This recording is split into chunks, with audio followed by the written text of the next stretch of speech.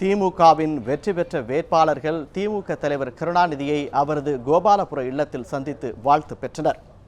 திருச்சுழி தொகுதியில் சட்டமன்ற உறுப்பினராக தேர்ந்தெடுக்கப்பட்ட தங்கம் தென்னரசு, வேளச்சேரி தொகுதியில் தேர்ந்தெடுக்கப்பட்ட வாகை சந்திரசேகர், மாதவரம் தொகுதியில் வென்ற சுதர்சனம், மன்னார்குடி தொகுதியில் வெற்றி பெற்ற டிஆர்பி ராஜா, சோழிங்கநல்லூர் தொகுதியில் வென்ற அரவிந்த் ரமேஷ், பத்மநாபபுரம் தொகுதியில் தேர்ந்தெடுக்கப்பட்ட மனோ தங்கராஜ் உள்ளிட்டோர் வாழ்த்து பெற்றனர்.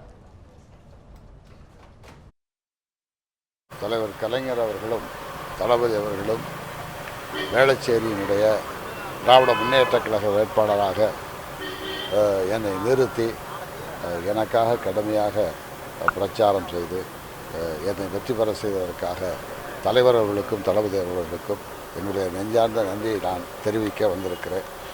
அதே போல் கட்சியினுடைய நிர்வாகிகள், கூட்டணி கட்சி தோழர்கள் அனைவருக்கும் வாக்களித்த அத்தனை நெஞ்சங்களுக்கும் நன்றியை தெரிவித்துக் கொள்கிறேன்.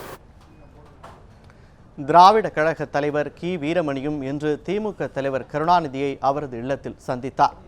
திருவாரூர் தொகுதியில் வெற்றி பெற்றதற்காக திமுக தலைவர் கருணாநிதிக்கு அவர் வாழ்த்து தெரிவித்தார். திருவாரூரில்